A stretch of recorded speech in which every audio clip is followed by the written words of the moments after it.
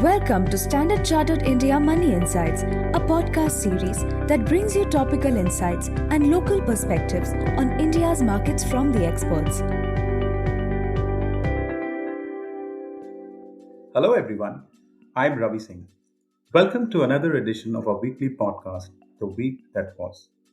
Overall, it was another good week for the Indian assets.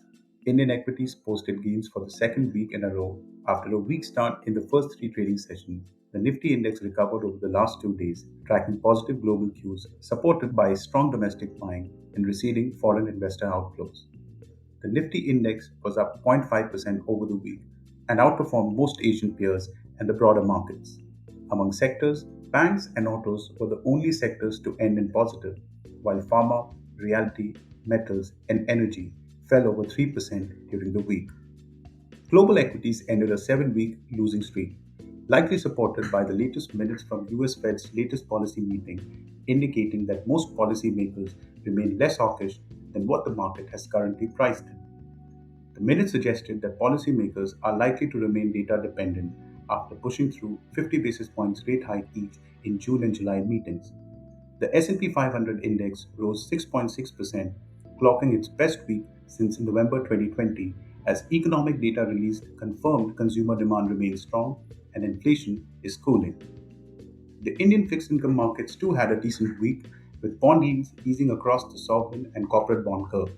In a media interview, the RBI governor allayed fears of additional borrowing announcement market participants had priced in following the inflation controlling measures announced recently. For the week, the 10-year Indian government bond yields closed at 7.35%, down 1 basis points, while the 3-year and 5-year Indian government bond yields fell by 9 and 4 basis points respectively. Yields for the 3-year AAA, AA and single A rated bonds fell by 12 basis points each. The INR remained flat over the past week, closing at 77.57 per dollar, as the negative impact of a rally in crude oil prices and foreign investor outflows was slightly negated by a reversal in the US bond yields and USD strength. Over the coming week, all eyes will be on India's GDP growth estimates for the fourth quarter and full year fiscal 2022.